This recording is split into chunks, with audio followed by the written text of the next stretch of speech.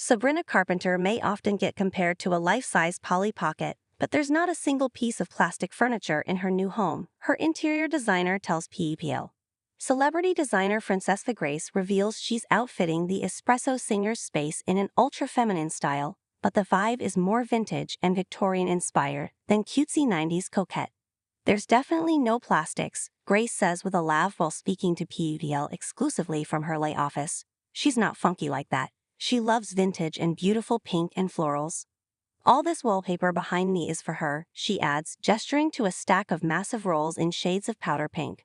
It's just so much stuff that I love. Carpenter recently posted a sneak peek of her kitchen nook, complete with the orange and white striped floral print wall covering from House of Hackney and ruffled and striped pillows by Alice Palmer and Kill on Instagram. The project, which Carpenter and Grace embarked on 8 months ago, is almost complete, the designer says. And a lot has changed since they started. When she hired me, she was really famous, but this last 8 months is when she became probably the #1 pop star in the world, says the interiors pro, who has also worked with Justin Bieber, Hilary Duff, and Alicia Keys. As a result, they had to adapt from a slow and steady collaborative process to the singer being on the road 24/7. She's the busiest human I've ever witnessed, says Grace. Carpenter is currently in the middle of her short and sweet world tour and recently performed at the VMAs, where she took home the prize for 2024 Song of the Year.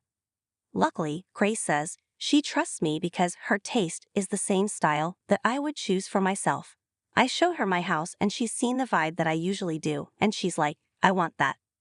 The designer who got her start doing home staging for luxury realtors and on HGTV's Fix My Flip, custom-made many of the pieces in Carpenter's home.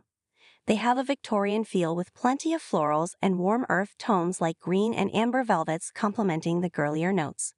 One thing you will never find in Carpenter's home is a blank space.